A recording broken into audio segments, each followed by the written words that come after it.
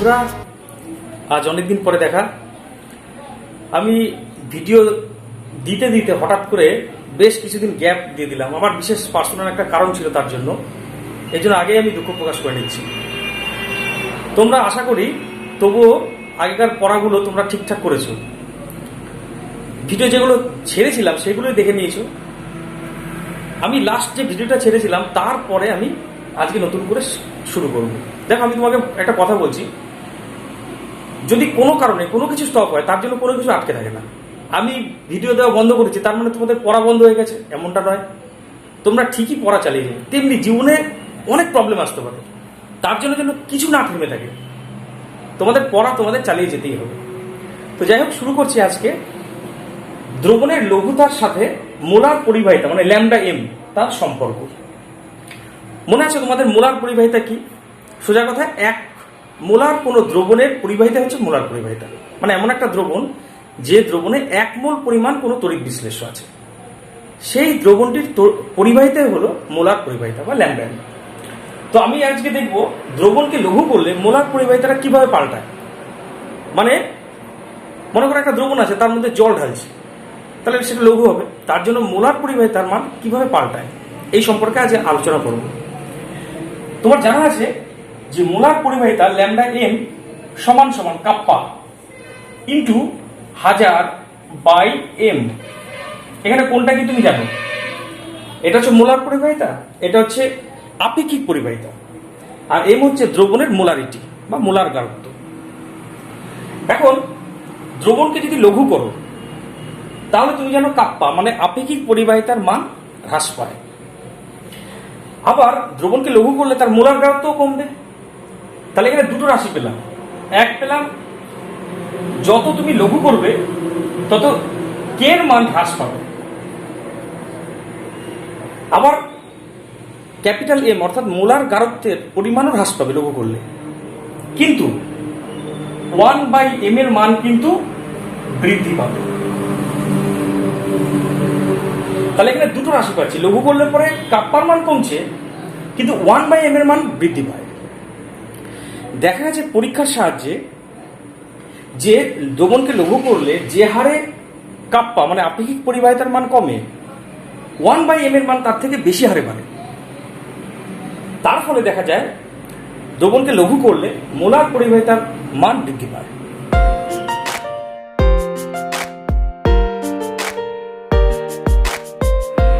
তাহলে দেখো, দ্রবণকে লঘু করলে মোলার পরিবাহিতার মান বাড়ে।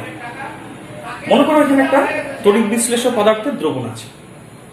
তো এই দ্রবণে মনে করো তুমি জল ঢালবে, মানে লঘু করবে, তাহলে মোলার পরিবাহিতার মান বাড়বে, ল্যামডা এম বাড়বে। এই বাড়ার কি কোনো শেষ নেই? যত লঘু করবো তত বাড়বে, এরকম তো হতে পারে না। দেখা যায় দ্রবণটিকে লঘু করতে করতে একটা অতি লঘু অবস্থা আসে, যখন আর লঘুকরণের ফলেও দ্রবণের মোলার পরিবাহিতা মানে ল্যামডা এম এর মান বৃদ্ধি পায় না, একটা সীমাস্থ মানে গিয়ে পৌঁছায়, মানে ম্যাক্সিমাম মানে গিয়ে পৌঁছায়। মানে তারপরে তুমি যতই জল ঢালো মোলার পরিবাহিতার মান কিন্তু আর বাড়বে না। মোলার পরিবাহিতার ওই সীমাস্থ মানকে বলে অসীম লঘুতায় মোলার পরিবাহিতা। আমি হেডিং করেছি অসীম লঘুতায় মোলার পরিবাহিতা, যাকে ল্যামডা এম 0 দ্বারা প্রকাশ করা হয়। তাহলে অসীম লঘুতায় মোলার পরিবাহিতার সংজ্ঞাটা কি বলবো? কোন একটি তড়িৎ বিশ্লেষ্য পদার্থের দ্রবণের লঘুতা বৃদ্ধির সাথে সাথে মোলার পরিবাহিতার মান বৃদ্ধি পায়, এবং অতি লঘু অবস্থায় দ্রবণের মোলার পরিবাহিতা একটা সীমাস্থ মানে গিয়ে পৌঁছায়। এই মোলার পরিবাহিতার সীমাস্থ মানকেই বলে অসীম লঘুতায় মোলার পরিবাহিতা।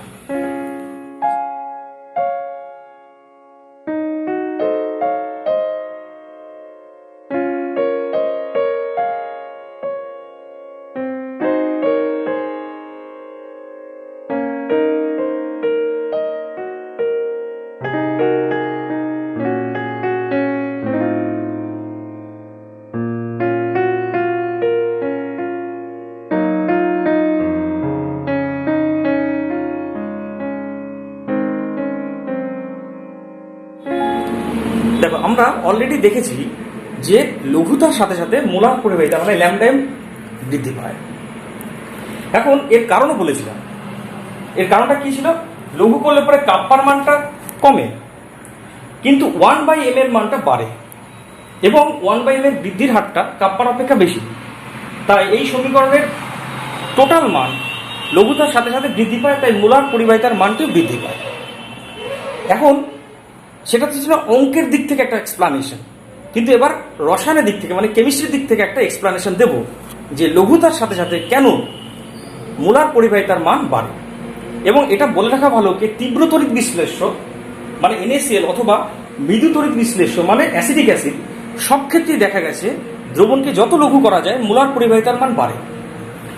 সেটাকে আলোচনা করছি। প্রথমে তীব্র তড়িৎ বিশ্লেষ্য মানে NaCl এর ক্ষেত্রে দেখি। মনে করে এরকম একটা NaCl এর দ্রবণ আছে, এটা একটা দ্রবণ NaCl এর, তার মধ্যে Na+ এবং Cl- আছে। এখন যদি তুমি এই দুটি তড়িৎদ্বারের মাঝে বিভব প্রভেদ তৈরি করো, তাহলে ক্যাটায়নগুলি যাবে নেগেটিভ তড়িৎদ্বার মানে ক্যাথোডের দিকে, আর অ্যানায়নগুলি যাবে পজিটিভ তড়িৎদ্বার মানে অ্যানোডের দিকে। এবং তার এই আয়নগুলির চলাচলের কারণেই তো পরিবাহিতার সৃষ্টি হয়। এখন দেখলাম লঘুতা বাড়লে পরে মোলার পরিবাহিতার মান বাড়ে, কেন সেটা এক্সপ্লেন করছে। তুমি এটা জানো যে তীব্র তড়িৎ বিশ্লেষ্য যে কোনো গাঢ়ত্বে দ্রবণে সম্পূর্ণভাবে আয়নিত অবস্থায় থাকে, তাই দ্রবণকে লঘু করলে আয়ন সংখ্যা বৃদ্ধির কোনো কারণ নেই। তথাপি কেন মোলার পরিবাহিতার মান বাড়ে লঘু করলে পরে দ্রবণকে? দেখো, দ্রবণটি যখন গাঢ় থাকে তখন এই তীব্র তড়িৎ বিশ্লেষ্যের ক্যাটায়ন এবং অ্যানায়নগুলি খুব কাছাকাছি থাকে, ফলে তাদের মধ্যে একটা আকর্ষণ বল কাজ করে। ফলে একজন যদি তড়িৎদ্বার দিকে ছুটে যেতেও চায়, পিছন থেকে অ্যানায়ন টেনে ধরবে, আবার অ্যানায়ন যদি অ্যানোডের দিকে যেতে চায় ক্যাটায়নটা টেনে ধরবে। ফলে তাদের গতিবেগ কমে যাবে।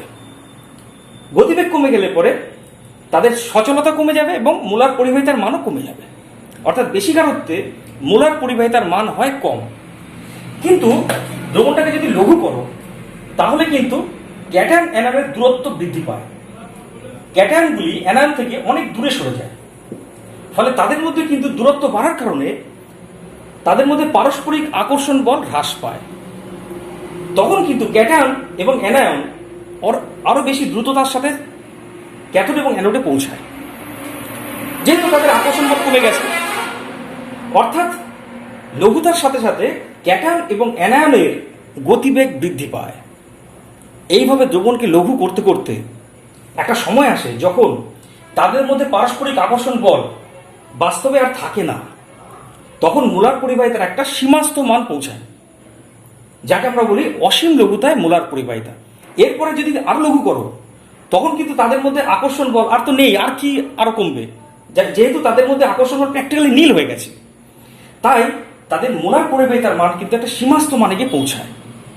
এই মানটাকে আমরা বলি অসীম লঘুতায় মোলার পরিবাহিতা। এবার আসি তীব্র মৃদু তড়িৎ বিশ্লেষ্য, যেমন অ্যাসিডিক অ্যাসিডের ক্ষেত্রে। সেক্ষেত্রে মনে করো এখানে দুটো তড়িৎদ্বার আছে, এটা নেগেটিভ তড়িৎদ্বার, এটা পজিটিভ তড়িৎদ্বার। এক্ষেত্রে অ্যাসিডিক অ্যাসিডকে দিয়েছো, কিন্তু মাইন্ড ইট কি অ্যাসিডিক অ্যাসিড কিন্তু মৃদু তড়িৎ বিশ্লেষ্য, তাই তার কিন্তু বিয়োজন মাত্রা খুব কম, মানে এটা খুব কম সংখ্যকই CH3 এবং H+ ভেঙে থাকে, খুব কম সংখ্যকই। হয়তো দেখা যাবে 1 লক্ষখানা অণুকে ছাড়লে পরে, কথার কথা বলছি, মাত্র একটা অণু হয়তো ক্যাটায়ন এবং অ্যানায়নে ভাঙবে। তাই এখানে আগের থেকে আয়নের সংখ্যা খুব কম থাকে। আয়নের সংখ্যা কম থাকায় তারা এমনিতেই দূরে দূরে অবস্থান করে। তাহলে তাদের ক্ষেত্রে কিন্তু আকর্ষণ বলটা is not a factor at all, মানে তাদের মধ্যে পারস্পরিক আকর্ষণ বলটা কিন্তু গুরুত্বই রাখে না। যেহেতু তারা অনেক দূরে দূরে আছে, সংখ্যা কম থাকায় দূরে দূরে আছে, তাই তাদের মধ্যে আকর্ষণ বল is not a factor at all. তাহলে তাদের ক্ষেত্রে কেন লঘুতার বাড়ার সাথে সাথে মোলার পরিবাহিতার মান বাড়ে? এদের ক্ষেত্রে হয় কি, দ্রবণকে যত লঘু করবে দ্রবণটির বিয়োজন মাত্রা বাড়ে, অর্থাৎ তড়িৎ বিশ্লেষ্যটি আরো বেশি পরিমাণে বিয়োজিত হয়। তার ফলে কি আয়নের সংখ্যা বাড়ে এবং মোলার পরিবাহিতার মান বৃদ্ধি পায়। তাহলে এদের ক্ষেত্রে লঘুতার সাথে মোলার পরিবাহিতা বৃদ্ধির কারণ কিন্তু বিয়োজন মাত্রা বৃদ্ধি। কেন তুমি জানো, অসওয়াল্ডের লঘুকরণ সূত্র থেকে তুমি জানো যে মৃদু তড়িৎ বিশ্লেষ্যকে যত লঘু করা হবে তার বিয়োজন মাত্রা তত বাড়বে। তাহলে এর ক্ষেত্রে দেখবো যে যত লঘু করব তত বিয়োজন মাত্রা বাড়বে অসওয়াল্ডের লঘুকরণ সূত্র অনুসারে। তার ফলে কি আয়নের সংখ্যা বাড়বে আর মোলার পরিবাহিতার মানও কিন্তু বৃদ্ধি পাবে। এবার তোমার একটা কথা বলি যে তীব্র তড়িৎ বিশ্লেষণের ক্ষেত্রে আর মৃদু তড়িৎ বিশ্লেষণের ক্ষেত্রে দুই ক্ষেত্রে আমি একটা গ্রাফ অঙ্কন করব, মানে একটা লেখচিত্র অঙ্কন করব কিভাবে মোলার পরিবাহিতার মান বৃদ্ধি পায় নির্ণয় করা হয়। দেখো এই অক্ষ বরাবর মানে ওয়াই অক্ষ বরাবর আমি মুলার পরিবাহিতাকে প্লট করলাম তীব্র তড়িৎ বিশ্লেষণের ক্ষেত্রে, আর এক্স অক্ষ বরাবর আমি প্লট করলাম গাঢ়ত্বের বর্গমূলকে, দ্রবণের গাঢ়ত্বের বর্গমূলকে এক্স অক্ষ বরাবর প্লট করলাম। দেখা যাবে যে যত গাঢ়ত্বের মানটা জিরোর দিকে পৌঁছাবে তত মোলার পরিবাহিতার মান বাড়বে। তাহলে আমি লেখচিত্রটা কেমন হবে দেখো, এরকম হবে। এটা কি বোঝাচ্ছে দেখো, যত মোলার গাঢ়ত্ব বা যে কোনো গাঢ়ত্বের মানটা যত হ্রাস পাচ্ছে, যত মূল বিন্দুর দিকে যাচ্ছে, ল্যাম্ডা এর মান তত বাড়ছে। বাড়তে বাড়তে একটা সময় আসবে আর লঘুকরণের ফলেও মোলার পরিবাহিতার মান বাড়বে না, মানে এরকম প্যারালাল হয়ে যাবে, এক্স অক্ষের সাথে প্যারালাল হয়ে যাবে। এই মানটিকে বলবো আমি অসীম লঘুতায় মোলার পরিবাহিতা, মানে ল্যাম্ডা এম জিরো। তাহলে মোলার পরিবাহিতা তীব্র তড়িৎ বিশ্লেষণের ক্ষেত্রে কিন্তু অসীম লঘুতায় মোলার পরিবাহিতার মান তুমি পরীক্ষার সাহায্যে নির্ণয় করতে পারবে। কিভাবে? ওই কন্ট্যাক্টোমিটার যন্ত্রের মধ্যে একটু তীব্র তড়িৎ বিশ্লেষণে এবার জল ঢালবে, আর কন্ট্যাক্টোমিটার যন্ত্রে আমি দেখবো মোলার পরিবাহিতার মান কত হচ্ছে। লঘু করলাম, জল ঢেলে লঘু করলাম, দেখবো আরেকটু বাড়বে, আরো জল দিলাম, মোলার পরিবাহিতার মান আরো বাড়বে। এইভাবে হতে হতে এক সময় দেখবো আর জল দিলেও মানে আর লঘু করলেও মোলার পরিবাহিতার মান কিন্তু আর বাড়বে না, মানে আমি এরকম প্যারালাল লাইন পাবো। সেই অবস্থায় মোলার পরিবাহিতার যে একটা এক্সট্রিম মান মানে সীমাস্ত মান পেয়ে গেছি, সেটাই হবে অসীম লঘুতায় মোলার পরিবাহিতা। এটা তো গেল তীব্র তড়িৎ বিশ্লেষণের ক্ষেত্রে। কিন্তু মৃদু তড়িৎ বিশ্লেষণের ক্ষেত্রে তুমি যদি এরকম একটা লেখচিত্র অঙ্কন করতে চাও, তাহলে কিন্তু দেখবে যত লঘু করবে মোলার পরিবাহিতার মান বাড়তেই থাকবে, আমি কোনো সীমাস্ত মান পাবো না। কেন? কারণ তুমি জানো মৃদু তড়িৎ বিশ্লেষণের ক্ষেত্রে যতই লঘু করো না কেন, দ্রবণের বিয়োজন মাত্রা কখনো সম্পূর্ণ হয় না। দ্রবণের বিয়োজন যেহেতু কখনো সম্পূর্ণ হয় না মৃদু তড়িৎ বিশ্লেষণের ক্ষেত্রে, তাই দ্রবণকে যতই তুমি লঘু করো মোলার পরিবাহিতার মান সীমাস্ত মান তুমি পাবে না, মানে মোলার পরিবাহিতার মান বাড়তেই থাকবে। তাহলে লেখচিত্রটা কেমন পাবো মৃদু তড়িৎ বিশ্লেষণের ক্ষেত্রে? এরকম পাবো। অর্থাৎ পরীক্ষার সাহায্যে তুমি কোনো সীমাস্ত মানে পৌঁছতে পারবে না। অর্থাৎ দ্রবণকে যতই লঘু করবে মানে মূল বিন্দুর দিকে এগোবে, ততই দেখবে মৃদু তড়িৎ বিশ্লেষণের ক্ষেত্রে মোলার পরিবাহিতার মান কিন্তু এইভাবে বাড়তেই থাকবে, মানে পরীক্ষার সাহায্যে কোনো তুমি সীমাস্ত মান মানে লিমিটিং মান পাবে না। তাহলে কিভাবে লঘু তড়িৎ বিশ্লেষণের ক্ষেত্রে অসীম লঘুতায় মোলার পরিবাহিতা নির্ণয় করা হয়? তা আমরা দেখলাম পরীক্ষার সাহায্যে কিন্তু মৃদু তড়িৎ বিশ্লেষণের ক্ষেত্রে অসীম লঘুতায় মোলার পরিবাহিতার মান কখনো পরীক্ষার সাহায্যে নির্ণয় করা সম্ভব নয়, কারণ কখনো প্যারালাল এরকম রেখা পাবো না তীব্রর মতো। তাহলে সেক্ষেত্রে মৃদু তড়িৎ বিশ্লেষণের ক্ষেত্রে কখনো পরীক্ষার সাহায্যে আমি অসীম লঘুতায় মোলার পরিবাহিতার মান নির্ণয় করতে পারবো না। সেক্ষেত্রে কোলরাশের সূত্রের সাহায্যে মৃদু তড়িৎ বিশ্লেষণের ক্ষেত্রে অসীম লঘুতায় মোলার পরিবাহিতার মান নির্ণয় করা যায়। আমি এবার তোমাদের কোলরাশের সূত্র সম্পর্কে বলবো।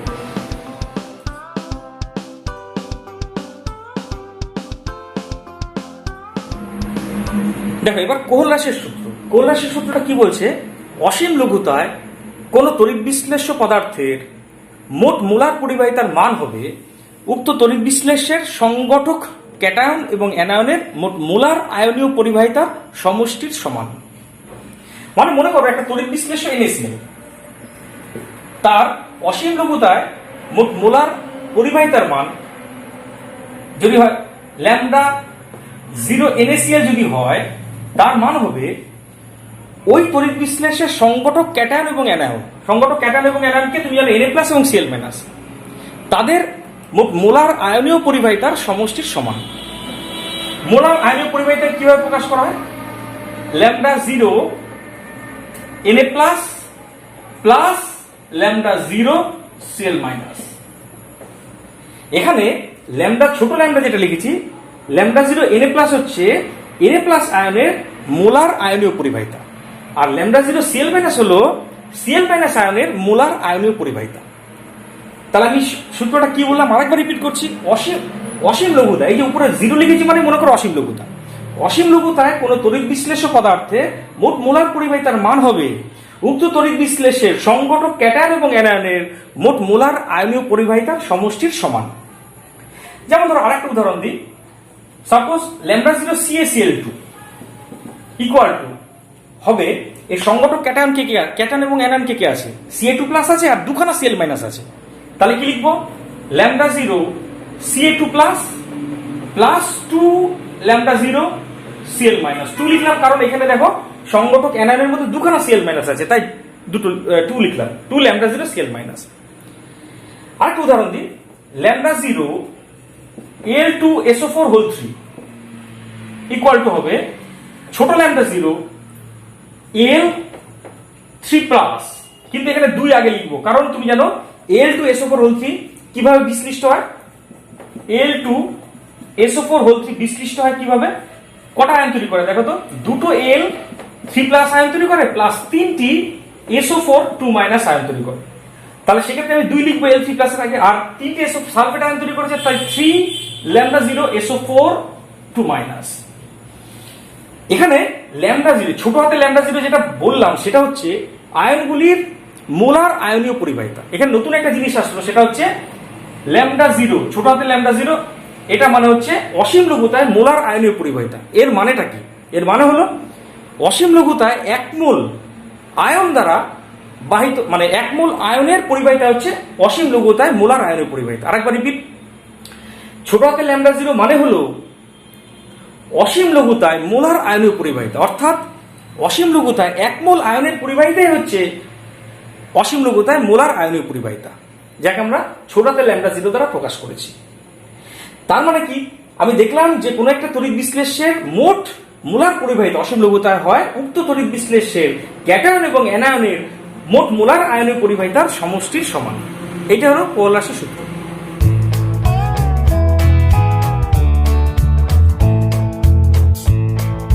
দেখো এবার আছে কোলরাসের সূত্রের তাৎপর্য। মনে করো NaCl একটা তড়িৎ বিশ্লেষ্য, এখানে সে গাঢ় অবস্থায় আছে আর এটা হচ্ছে অসীম লঘু অবস্থায় আছে। যখন গাঢ় অবস্থায় আছে তখন ক্যাটায়ন অ্যানায়নগুলি এত কাছাকাছি থাকে যে একজনের প্রতি আরেকজনের আকর্ষণ বল কাজ করে খুব। তখন ক্যাটায়নটি যদি ক্যাথোডের দিকে যেতেও চায় অ্যানায়নটি পিছন দিয়ে টেনে ধরবে, আর অ্যানায়ন যদি অ্যানোডের দিকে যেতেও চায় ক্যাটায়নটি পিছন দিয়ে টেনে ধরবে। ফলে একজনের গতিবেগ আরেকজনের দ্বারা প্রভাবিত হয়।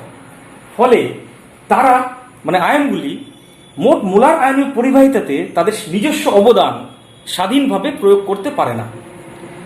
একজনের কন্ট্রিবিউশন বা একজনের অবদান আরেকজনের দ্বারা প্রভাবিত হয়। কেমন?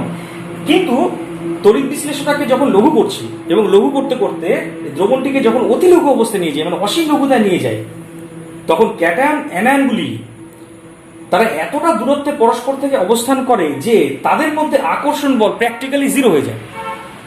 তখন কিন্তু একজনের গতিবেগ আরেকজনের গতিবেগ দ্বারা প্রভাবিত হয় না। মানে ক্যাটায়নটি স্বাধীনভাবে ক্যাথোডের দিকে যাবে, অ্যানায়নটি স্বাধীনভাবে অ্যানোডের দিকে যাবে। ফলে একজনের গতিবেগ আরেকজনের দ্বারা প্রভাবিত হবে না।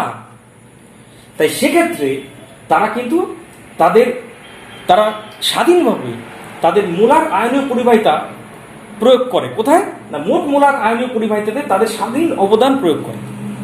আরেকবার রিপিট করছি, যখন অসীম লঘু থাকে দ্রবণটি তখন কিন্তু ক্যাটায়ন এবং অ্যানায়নের মধ্যে আকর্ষণ বল প্র্যাকটিক্যালি জিরো। সে অবস্থাতে একজনের গতিবেগ আরেকজনের উপস্থিতি দ্বারা প্রভাবিত হবে না। সেই অবস্থাতে ক্যাটায়ন অ্যানায়নগুলি স্বাধীনভাবে বিচরণ করে এবং সেক্ষেত্রে তারা মোট মোলার পরিবাহিতাতে তাদের নিজস্ব অবদান স্বাধীনভাবে প্রয়োগ করে এবং সেই অবস্থাতে তার মোট মোলার আয়নীয় পরিবাহিতার মান হবে তাদের অবদান বলতে কি বোঝাচ্ছে, তাদের মোলার আয়নীয় পরিবাহিতা সমষ্টির সমান। এইটা হচ্ছে কোলরাসের সূত্র। অর্থাৎ যখন দ্রবণটি অসীম লঘু থাকে মোট মোলার পরিবাহিতাতে আয়নগুলি তাদের নিজস্ব অবদান স্বাধীনভাবে প্রয়োগ করে এবং সেই অবস্থায় মোট মোলার পরিবাহিতার মান হবে উক্ত ক্যাটায়ন এবং অ্যানায়নগুলির মোট মোলার আয়নীয় পরিবাহিতা সমষ্টি সমান। এখানে সমষ্টি সমান বলছি, ওই ক্ষেত্রে গাঢ় অবস্থায় থাকলে কিন্তু সমষ্টি সমান বলতে পারি না, কারণ একজনের মোট মোলার আয়নীয় পরিবাহিতা আরেকজনের দ্বারা কমে যাবে। তাই সেক্ষেত্রে কিন্তু তাদের যোগফলের সমান হবে না। অর্থাৎ সেক্ষেত্রে lambda M 0 not equal to lambda 0 Na plus plus lambda 0 Cl minus কখনো সেক্ষেত্রে বলতে পারি না, কারণ একজনের মোলার আয়নীয় পরিবাহিতাকে আরেকজনের মোলার আয়নীয় পরিবাহিতা কমিয়ে দিয়েছে, তাই নট ইকুয়াল টু সেক্ষেত্রে। কিন্তু যখন তারা স্বাধীনভাবে বিচরণ করছে, কারণ একজনের আরেকজনের মধ্যে কোনো আকর্ষণ বল নেই, তা সেই অবস্থায় কিন্তু মোট মোলার আয়নীয় পরিবাহিতার মান হবে সংঘটক ক্যাটায়ন এবং অ্যানায়নের মোট মোলার আয়নীয় পরিবাহিতার সমষ্টির সমান।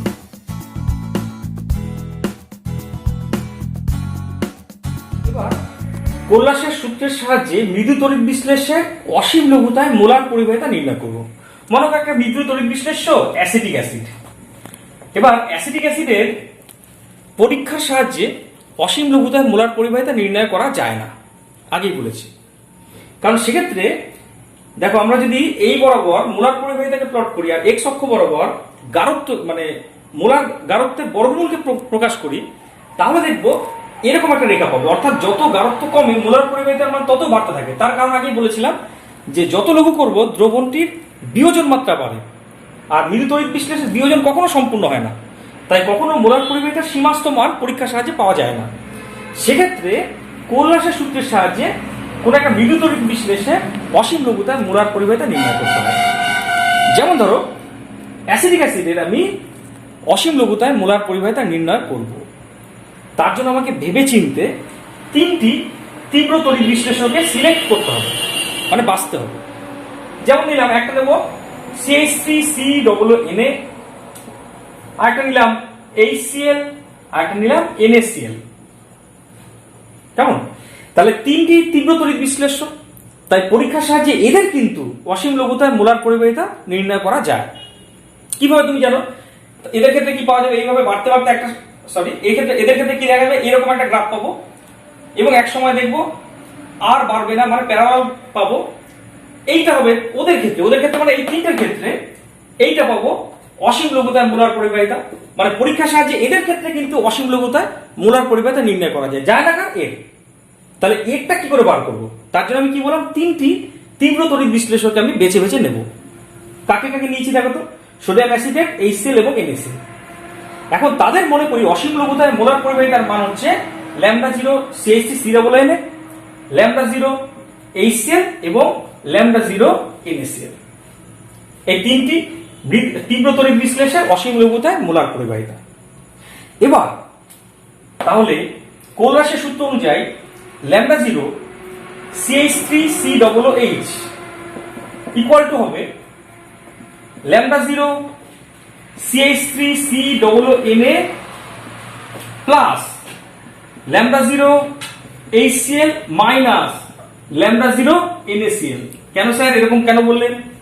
কারণটা দেখো, কোল্লাসের সূত্র অনুসারে এইটা মানে সোডিয়াম অ্যাসিটেটের অসীম লঘুতায় মোলার পরিবাহিতা হবে সংগঠক ক্যাটায়ন এবং অ্যানায়নের মোলার আয়নীয় পরিবাহিতার সমষ্টির সমান। মানে λ0 CH3COO minus plus λ0 Na plus plus HCl এর ক্ষেত্রে একইভাবে কি পাবো? λ0 H plus plus λ0 Cl minus minus NaCl এর ক্ষেত্রে কি হবে? λ0 Na plus minus λ0 Cl minus. এবার দেখো কাটাকাটি করে দিচ্ছি, Na প্লাস কাটা, Cl মাইনাস কাটা, তাহলে পড়ে থাকলো কি দেখো, λ0 CH3COO minus plus λ0 H plus.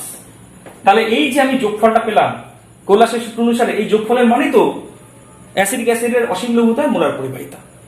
কারণ আমি জানি অ্যাসিডিক অ্যাসিড সংগঠক ক্যাটায়ন H প্লাস এবং অ্যানায়ন CH3COO মাইনাস, তাদের মোলার আয়নীয় পরিবাহিতা সমষ্টি হবে অ্যাসিডিক অ্যাসিডের অসীম লঘুতায় মোলার পরিবাহিতা। তাহলে আমি কোন একটা মৃদু তড়িৎ বিশ্লেষণের অসীম লঘুতায় মোলার পরিবাহিতা পেতে গেলে পরে আমাকে বেছে বেছে তিনটে তীব্র তড়িৎ বিশ্লেষণ নিতে হচ্ছে এবং তাদেরকে প্রপার কম্বিনেশনে যেতে হবে। প্রপার কম্বিনেশন কি করে সিলেক্ট হবে সেটাও বলছি। দেখো CH3COONA আছে তো, আমাকে H চাই, তার জন্য ইচ্ছে করে একটা HCl নিয়ে আসলাম। তাহলে দেখো দুটো এক্সট্রা হয়ে গেছে, কোনটা এক্সট্রা হয়ে গেছে? Na এবং Cl এক্সট্রা হয়ে গেছে, তাই তাদেরকে NaCl রূপে মাইনাস করে দিয়েছি। ঠিক আছে, তাদেরকে NaCl রূপে মাইনাস করে দিয়েছি। যেমন ধরো আরেকটা উদাহরণ দিই, তাহলে পরিষ্কার হবে। মনে করো বললো অসীম লঘুতায় NH4OH এর NH4OH একটা মৃদু তড়িৎ বিশ্লেষণ। কেমন? তাহলে অসীম লঘুতায় NH4OH এর মোলার পরিবাহিতার মান নির্ণয় করবো। তাহলে সেক্ষেত্রে কি করবো? এখানে আমাকে বেছে বেছে তিনটি তীব্র তড়িৎ বিশ্লেষণ নিতে হবে। তাহলে আইডিয়া করো তিনটি তীব্র তড়িৎ বিশ্লেষণ কি কি নেবো? এক নম্বর নেবো NH4Cl, ঠিক আছে। এবার OH চাই, তার জন্য নেবো NaOH বা KOH। তাহলে এক্সট্রা কি চলে আসলো? Cl আসলো আর Na আসলো, তাই তাদের মাইনাস করার জন্য আমি এখানে রাখবো NaCl। এবং এদের অসীম লঘুতায় মোলার পরিবাহিতা মনে করি λ0 NH4Cl, λ0 NaOH এবং λ0 NaCl। তাহলে NH4OH এর অসীম লঘুতায় মোলার পরিবাহিতার মান হবে NH4OH ইকুয়াল টু ল্যামডা 0। প্রথমে লিখবো কাকে? এইটাকে, মানে ল্যামডা 0 NH4Cl হয়েছে। এবার Cl এর জায়গায় এবার OH আনতে হবে। OH মানে আমি কাকে নেবো? NaOH কে নেবো। তাহলে প্লাস ল্যামডা 0 NaOH, দেখো OH চলে এসছে। তাহলে বেশি বেশি এক্সট্রা চলে এসছে কি? Cl এবং Na। তাহলে তাদের মাইনাস করে দেবো কি রূপে? NaCl রূপে। তাহলে লিখবো কি? Lambda 0 NaCl। এবার তুমি যদি এই উপরের মতো ভেঙে কাটাকাটি করো তাহলে তুমি পেয়ে যাবে, আলটিমেটলি পাবে কি? ল্যামডা ছোট ল্যামডা 0 NH4 প্লাস প্লাস ছোট ল্যামডা 0 OH মাইনাস। আমি কাটাকাটি করলাম না। তুমি একটা কথা মনে রাখবে যে NH4OH যদি মৃদু তড়িৎ বিশ্লেষণ, NH4OH এর যদি অসীম লঘুতায় মোলার পরিবাহিতা বার করতে চাও, তোমাকে ভেবে চিন্তে তিনটে তীব্র তড়িৎ বিশ্লেষণ আনতে হবে। আমি কিভাবে ভাবলাম, কিভাবে বাঁচলাম, সিলেক্ট করলাম? NH4Cl মান আনলাম, কারণ NH4OH পেতে গেলে NH4Cl আনলাম। এবার লাগবে কি? OH রূপে কাকে আনলাম? NaOH কে আনলাম। তাহলে এক্সট্রা চলে আসলো কি কে? দেখো Cl এবং Na এক্সট্রা চলে আসলো, তাদের মাইনাস করে দিলাম। অর্থাৎ এই দুটো প্লাস হবে এবং এইটা মাইনাস হবে। ঠিক আছে, এইভাবে আমি মৃদু তড়িৎ বিশ্লেষণের ক্ষেত্রে অসীম লঘুতায় মোলার পরিবাহিতা বার করতে পারি।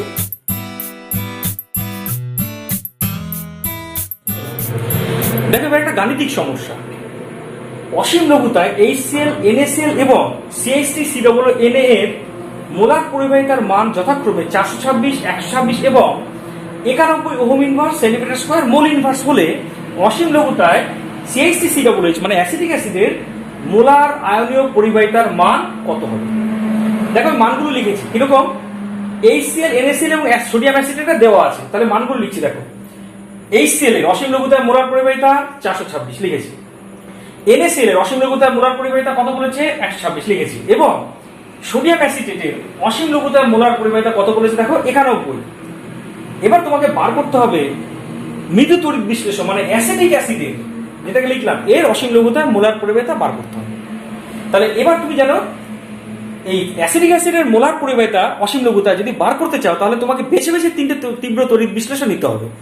দেখো সেই তিনটে তীব্র তড়িৎ বিশ্লেষণ অলরেডি দেওয়া আছে, তো তাদেরকে প্রপার কম্বিনেশনে যেতে হবে। তাহলে কি লিখবো? Lambda 0 CH3COOH equal to lambda 0 CH3COONA কে আগে লিখবো প্লাস Na আছে, এনে রাখতে হবে না, আমাকে H আনতে হবে। তাই কি লিখবো? HCl টাকে এরপর লিখবো, অর্থাৎ ল্যামডা 0 HCl। তাহলে দেখো তোমার N এর জায়গায় H কে লিখতে পারবো। তাহলে এক্সট্রা কি কে চলে আসলো? দেখো এক্সট্রা চলে আসলো আমার Na এবং Cl এক্সট্রা চলে আসলো। কেমন? কেন? কারণ এই H প্লাসটা যদি জুড়ে যায় এখানে, এক্সট্রা কে কে পড়ে থাকলো Na এবং Cl, সেটাকে আমরা মাইনাস করে দেবো কি রূপে? ল্যামডা 0 NaCl হিসাবে মাইনাস করে দেবো। তাহলে দেখো আমি কেন কি করলাম আরেকবার খেয়াল করো। অ্যাসিটিক অ্যাসিডের বার করতে গেলে আমি সোডিয়াম অ্যাসিডকে লিখবো, তারপরে H কেনার জন্য HCl কে আনলাম, এক্সট্রা কি কে চলে আসলো? Na এবং Cl, সেটাকে মাইনাস করে দিলাম। এইটাই নিয়ম। তাহলে এবার তুমি এর মানটা বসিয়ে দাও। এই মানটা হচ্ছে 91, HCl এর মানটা কত দেওয়া আছে? দেখো 426 প্লাস 426 লিখলাম মাইনাস NaCl এর মানটা কত আছে? দেখো 126 মাইনাস করে দিলাম।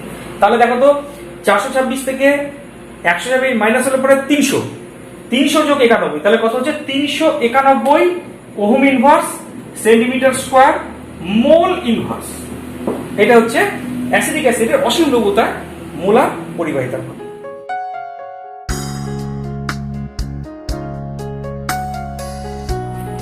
দেখো এবার মৃদু তড়িৎ বিশ্লেষণের বিয়োজন মাত্রা নির্ণয় করব। বিয়োজন মাত্রা কি তুমি জানো? বিয়োজন মাত্রাকে আলফা দ্বারা প্রকাশ করা হয়। এটা কি না, কোন একটা মৃদু তড়িৎ বিশ্লেষের কোন একটা দ্রবণে ওই তড়িৎ বিশ্লেষের মোট অণুর যত ভগ্নাংশ বিয়োজিত অবস্থায় থাকে তাকে ওই তড়িৎ বিশ্লেষণটির বিয়োজন মাত্রা বলে। এবং তুমি জানো যে তীব্র তড়িৎ বিশ্লেষের বিয়োজন মাত্রা 1, কারণ তীব্র তড়িৎ বিশ্লেষণ কি, যতগুলি অণু আছে সবটাই দ্রবণে বিয়োজিত অবস্থায় থাকে। কিন্তু মৃদু তড়িৎ বিশ্লেষণের বিয়োজন মাত্রা 1 থেকে অনেক কম, কারণ সেক্ষেত্রে মোট যে অণু থাকে দ্রবণের মধ্যে তার খুব কম অংশই বিয়োজিত অবস্থায় থাকে। তাই এক্ষেত্রে বিয়োজন মাত্রার মান 1 থেকে অনেক কম হয়। এবার আমি কোলাসের সূত্রের সাহায্যে মৃদু তড়িৎ বিশ্লেষণের বিয়োজন মাত্রা নির্ণয় করব। তো মনে করো এটা একটা সেরকমই একটা মৃদু তড়িৎ বিশ্লেষণের দ্রবণ, এবং দ্রবণের গাঢ়ত্ব হচ্ছে C মোলার। কেমন? দ্রবণের গাঢ়ত্ব কি বললাম? C মোলার, এবং এই C মোলার গাঢ়ত্বে ওই মৃদু তড়িৎ বিশ্লেষণের বিয়োজন মাত্রা হচ্ছে আলফা। এটা আমাকে নির্ণয় করতে হবে। এখন মনে করি এই গাঢ়ত্বে এই দ্রবণটির মোলার পরিবাহিতার মান হচ্ছে ল্যামডা। খুব সহজ। এই দ্রবণটির কন্ডাক্টোমিটারের সাহায্যে মোলার পরিবাহিতা মাপলাম, দেখলাম ল্যামডা এম পেলাম। এখন এই তড়িৎ বিশ্লেষকটির মানে এই মৃদু তড়িৎ বিশ্লেষকটির অসীম লঘুতায় মোলার পরিবাহিতা মনে করো ল্যামডা এম 0। তাহলে এইটা হচ্ছে সি মোলার গারত্বে মোলার পরিবাহিতা, আর এটা হচ্ছে ওই তড়িৎ বিশ্লেষেরই মানে ওই মৃদু তড়িৎ বিশ্লেষেরই অসীম লঘুতায় মোলার পরিবাহিতা। এবার আমার জানা আছে যে বিয়োজন মোলার পরিবাহিতার মান হবে দ্রবণে উপস্থিত আয়ন সংখ্যার সমানুপাতিক। অর্থাৎ এই মৃদু তড়িৎ বিশ্লেষের বিয়োজন মাত্রা ল্যামডা এম হবে প্রপোর্শনাল টু আয়ন সংখ্যা, দ্রবণে উপস্থিত আয়ন সংখ্যার সাথে সমানুপাতিক। আবার তুমি জানো আয়ন সংখ্যা হবে বিয়োজন মাত্রা সমানুপাতিক। তাহলে কি লিখতে পারি? Lambda M proportional to ion সংখ্যা প্রপোর্শনাল টু বিয়োজন মাত্রা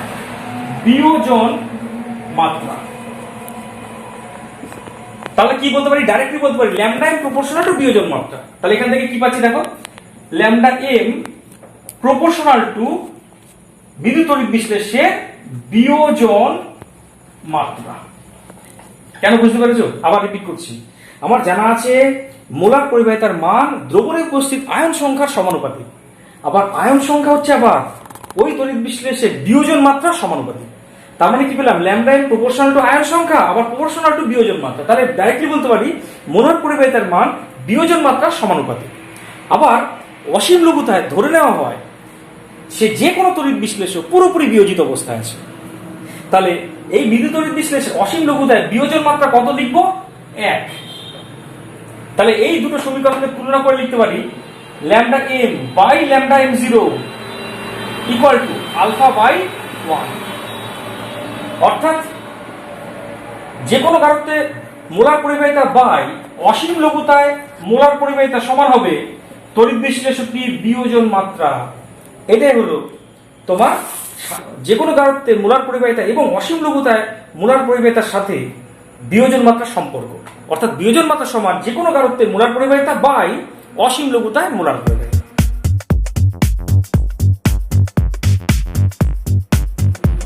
দেখো এবার একটা গাণিতিক সমস্যা।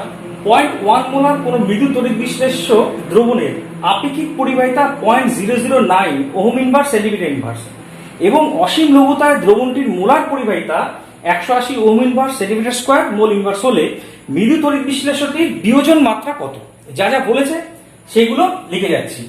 দেখো মোলার গারত্ব বলেছে 0.1 মোলার, তারপর আছে আপেক্ষিক পরিবাহিতা মানে kappa 0.009 ohm inverse centimetre inverse এবং অসীম লঘুতায় দ্রবণটির মোলার পরিবাহিতা মানে ল্যামডা এম 0 দেওয়া আছে। কত দেওয়া আছে? 180 ওহম ইনভার্স আচ্ছা সেন্টিমিটার স্কয়ার মোল ইনভার্স। তবে বলেছে মৃদু তড়িৎ বিশ্লেষণের বিয়োজন মাত্রা সমান কত? তোমার জানা আছে যে তোমার যেটা জানা আছে সেটা মনে মনে রাখবে। সেটা কি? আলফা সমান সমান lambda M 0 by lambda M 0 না lambda M by lambda M 0। অর্থাৎ মৃদু তড়িৎ বিশ্লেষণের বিয়োজন মাত্রা সমান যে কোনো গারত্বে মোলার পরিবাহিতা এবং অসীম লঘুতায় মোলার পরিবাহিতার অনুপাত। তাহলে ল্যামডা এম 0 তো দেওয়াই আছে। আমি যদি ল্যামডা বার করতে পারি মানে সি মোলার গারত্বে মানে 0.1 মোলার গারত্বে মোলার পরিবাহিতা যদি বার করতে পারি তাহলে আবার কিন্তু অঙ্কটা হয়ে যাবে। তাহলে এইটা কি করে বার করবো? ল্যামডাটা কি করে বার করবো? তোমার জানা আছে যে lambda M equal to kappa into 1000 by M, এটা জানা আছে তোমার। তাহলে কাপ্পার জায়গায় মানটা বসাবো। কত দেওয়া আছে দেখো তো 0.009 ইনটু 1000 বাই এম, মোলারিটি দেওয়া আছে দেখো 0.1। কেমন? তাহলে তুমি যদি এই হিসাবটা করো তাহলে পাবে দেখো এই 0.1 মানে এটা তুমি 90 পাবে। কেন? 1000 দিয়ে গুণ করলে দশমিকটা 3 করে আসলো বাই 0.1 মানে 90। ল্যামডার মান পেয়ে গেলে কত? Ohm inverse centimetre square mole inverse পেয়ে গেলে। আর তাহলে এবার আলফা ইকুয়াল তাহলে কি দেবে? অতএব আলফা সমান সমান লিখবো lambda M by lambda M 0। Lambda এর মান দেওয়া আছে কত? ল্যামডা এর মান পেয়ে গেলে তুমি কত? 90 বাই ল্যামডা এম 0 এর মান তো দেওয়া আছে 180। কেমন? তাহলে এটাকে পার্সেন্টেজ বার করতে হয়। তুমি পেলে যা পাবে মনে রাখবে তাকে 100 করবে, কারণ বিয়োজন মাত্রা সবসময় পার্সেন্টেজে বার করতে হয়। তাহলে কত হচ্ছে, 90 আর 180 ভাগ করলে 1/2 ইন্টু 100 ইকুয়াল টু 50%। তাহলে পেলাম নির্ণয় বিয়োজন মাত্রা সমান 50%। ব্যাস, আজ এই পর্যন্তই। আশা করি তোমরা পরের নেক্সট ভিডিওটা দেখবে এবং পড়ো, ভালো করে পড়তে হবে, পরিশ্রম তোমাকে করতে হবে, কিন্তু বইটা পড়বে। আমি যেটা পড়াচ্ছি এই পড়াটা পাশে রাখবে এবং বইটাকে পাশে রাখবে, রেখে তুমি ভিডিওগুলো দেখবে। আগে ভিডিওটা দেখবে, তারপরে বইটা পড়বে, তাহলে তোমার পড়া তৈরি হবে। আমি বই ধরে ধরে পড়াচ্ছি কিন্তু, ঠিক আছে।